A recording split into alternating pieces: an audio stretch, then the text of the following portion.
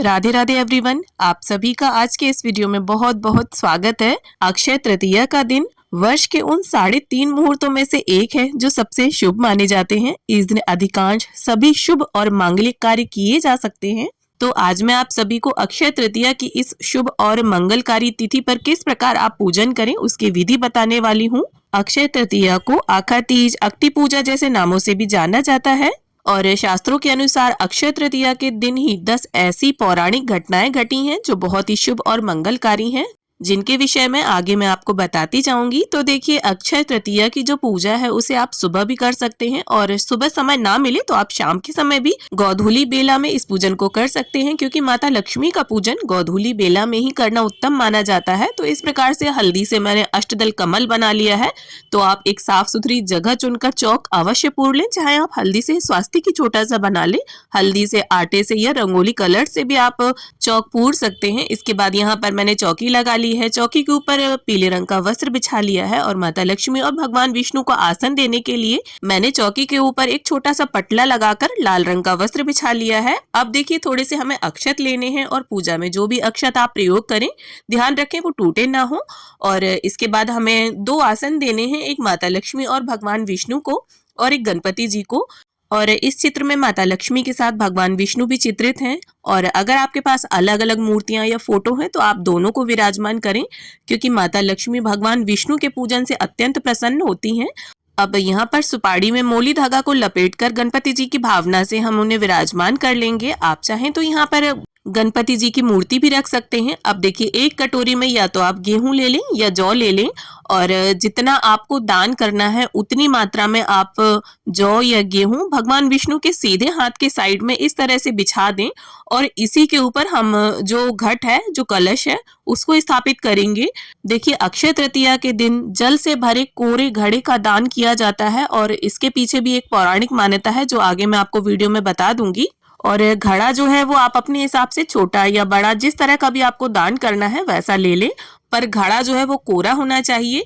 अब देखिए, इस पूजन में चंदन का प्रयोग विशेष रूप से किया जाता है, तो यहाँ चंदन से मैंने स्वास्तिक बना लिया है और घड़े के कंठ पर हम मोली बांध लेंगे। देखिए, अक्षय तृतीया के दिन ही भगवान श्री कृष्ण ने पांडवों को अज्ञातवास के दौरान एक अक्षय पात्र दिया था, जिसमें कभी भी जल और अन्न की कमी नहीं होती थी, मतलब उसमें कभी भी अन्न जल खत्म नहीं होता था। इसीलिए विशेष रूप से एक घड़ा जो है वो जल से भरकर और थोड़ा सा अन्न डालकर उसमें दान किया जाता है। तो यहाँ पर हमने घड़े को शुद्ध जल से भर लिया है। अब थोड़े से इस जल में हमें चने की दाल के दाने डाल देने हैं और थोड़ा सा गुड़ डाल दें आप। और देखिए, चने की दाल और जौ जो है सोने के समान माने गए हैं और बहुत अधिक मात्रा में हमें चने की दाल नहीं डालनी है। और जो भी आप ऋतुफल दान करना चाहते हैं वो इसके ऊपर रख दें। तो यहाँ पर मैंने खरबूजा रख दिया है और लक्ष्मी माता की जो जो प्रिय वस्तुएं हैं जैसे कमलगट्टा, कौड़ी, गोमती चक्र, वो आप रख लें। तो यहाँ 5-5 की संख्या में मैंने तीनों वस्तुएं रख ली हैं। अगर आपके पास कमलगट्टे की माला है तो उसे आप चौकी पर रखकर पूजन जरूर करें। और जो भी सोने या चांदी की वस्तु आपने खरीदी है उसे भी आप रख लें। तो यहाँ पर मैंने बिछुए रख लिए हैं और अगर नए नोटों की गड्डी है आपके घर पर तो उसे भी आप रखें। और इन सभी वस्तुओं का माता लक्ष्मी के साथ में ही पूजन किया जाएगा। इसके बाद अक्षतों का आसन देते हुए धूप और दीप हम रख लेंगे, जिससे पूजा का माहौल थोड़ा सुगंधित और भक्तिमय हो जाए। देखिए, माता लक्ष्मी को कुछ चीजें अति प्रिय होती हैं, जैसे घर में साफ सफाई का रहना, घर और घर के मंदिर का सुगंधित होना, रंगोली, वंदनवार इत्यादि से घर का सजा होना। तो देखिए, इस प्रकार से जल और फूल की सहायता से स्नान की भावना से हम सभी को छींटा दे देंगे। अगर आपकी मूर्तियां हैं तो आप बाकायदा उन्हें पंचामृत और जल से स्नान कराएं। इसके बाद गणपति जी को वस्त्र की भावना से यहाँ पर हम कलावा अर्पित कर देंगे, चंदन, रोली, अक्षत, पुष्प समर्पित कर देंगे। तो देखिए, अक्षय तृतीया के दिन 10 जो पौराणिक घटनाएं घटी हैं उनमें से पहली है त्रेता युग की शुरुआत, दूसरी है महाभारत लिखने की शुरुआत, तीसरी है परशुराम अवतार, चौथी है श्री कृष्ण द्वारा सुदामा को अक्षय निधि की प्राप्ति। अब इसके साथ ही भगवान विष्णु और माता लक्ष्मी को हम वस्त्र समर्पित कर देंगे और कलश के कंठ पर हमने पहले ही मोली बांध दी है। और अगर आप चाहें तो यहाँ 1.25 मीटर कपड़ा भी रख सकते हैं, पीला या लाल, जिस भी रंग का आप दान करना चाहें। अब इसके साथ ही भगवान विष्णु, माता लक्ष्मी, शेषनाग, जो भी वस्तुएं हमने चौकी पर रखी हैं, धूप, दीप, सभी का हम चंदन, रोली, अक्षत समर्पित करते हुए पूजन कर लेंगे। अब देखिए, 5वीं जो घटना है वो है गंगा जी का अवतरण। इस दिन शिव जी की जटाओं में से गंगा नदी कैलाश पर्वत से निकली थी अब देखिए, छठवीं घटना में अज्ञातवास के दौरान पांडवों को श्री कृष्ण जी ने एक अक्षय पात्र दिया था जिसमें कभी भी अन्न और जल की कमी नहीं होती थी। अब सातवीं घटना जो है वो ये है कि अक्षय तृतीया के दिन ही गंगोत्री और यमुनोत्री के कपाट खुलते हैं। इसके बाद ही बद्रीनाथ और केदारनाथ धाम के द्वार भी खुलते हैं। अब इसके बाद ही सभी को हमने इत्र समर्पित कर दिया है और जो भी पुष्प हो आपके पास आप उनसे पूजन करें। और अगर लक्ष्मी माता के लिए आपको कमल का पुष्प मिल जाता है तो उन्हें कमल का पुष्प जरूर से अर्पित करें। अब इसके साथ ही जितनी मात्रा में आप चने की दाल को दान करना चाहते हैं उसे कटोरी में या बड़े बर्तन में जितना भी आप दान करना चाहते हैं निकाल कर यहीं चौकी पर रख लें और अपनी स्वेच्छा और सामर्थ्य के अनुसार उसके ऊपर कुछ दक्षिणा भी अवश्य रूप से रख दें। अब इसके साथ ही देखिए, माता लक्ष्मी को यहाँ पर हम कुछ सुहाग की सामग्री भेंट करेंगे तो आप 5, 7, 9 या फिर 16 श्रृंगार की सामग्री भी समर्पित कर सकते हैं। अब भोग में देखिए, इस समय जो भी ऋतु फल आते हैं जैसे ककड़ी, खीरा, तरबूज, खरबूज, आम जो भी उपलब्ध हो घर पर आपके, उनका भोग आप सभी को समर्पित करें। और आप चाहें तो यहाँ पर माता लक्ष्मी के लिए चावल और दूध से बनी खीर का भी भोग अर्पित कर सकते हैं और साथ में ही सत्तू और गुड़ का भी भोग समर्पित किया जाता है। तो मैंने यहाँ पर सत्तू और गुड़ के लड्डू साथ में दूध से बनी मिठाई का भोग समर्पित कर दिया है। इसके साथ ही हम जल का भोग भी रख देंगे। अब देखिए, सभी के लिए हमने साथ में ही भोग रखा है, इसीलिए भोग में तुलसी दल नहीं डाला है। तो अलग से हम मंजरी वाला तुलसी दल भगवान विष्णु को समर्पित करेंगे।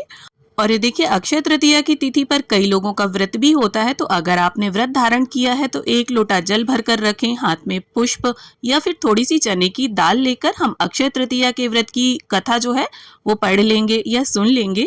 और कथा को संपूर्ण करने के बाद हाथ में जो हमने दाल ले रखी है वो इस जल के लोटे में डाल देंगे और इस जल के लोटे को हम सूर्यदेव को अर्घ दे देंगे।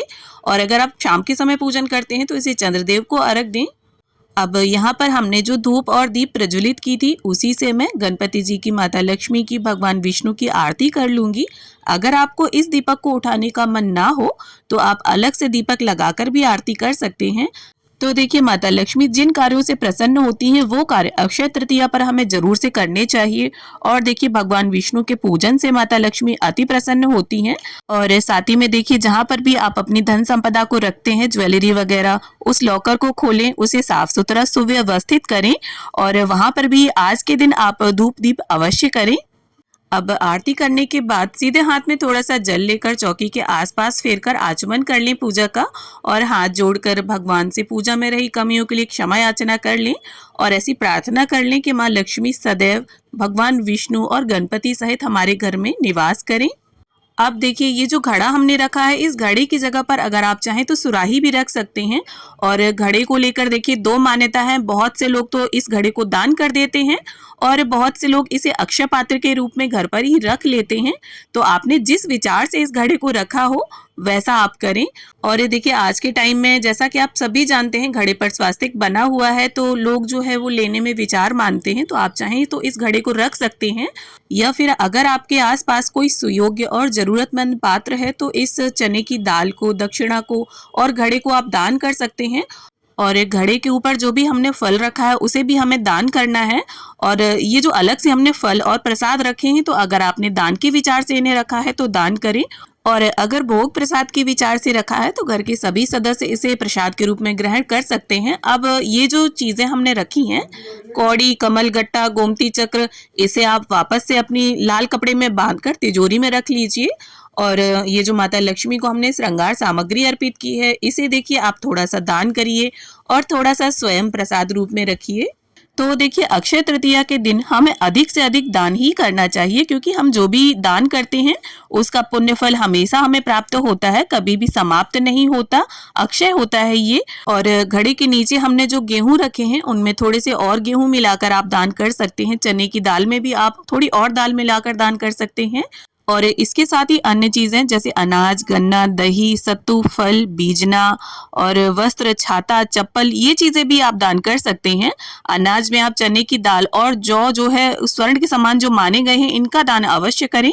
तो उम्मीद है वीडियो आप सभी को पसंद आई हो। वीडियो में दी गई जानकारी आप सभी को अच्छी लगी हो। वीडियो अगर थोड़ी भी पसंद आई हो, थोड़ी भी अच्छी लगी हो तो वीडियो को लाइक करें, शेयर करें और इसी तरह के वीडियोस देखने के लिए चैनल को सब्सक्राइब कर लें। तो मिलती हूँ आप सभी से एक नए वीडियो में, तब तक के लिए हरे कृष्णा, राधे राधे।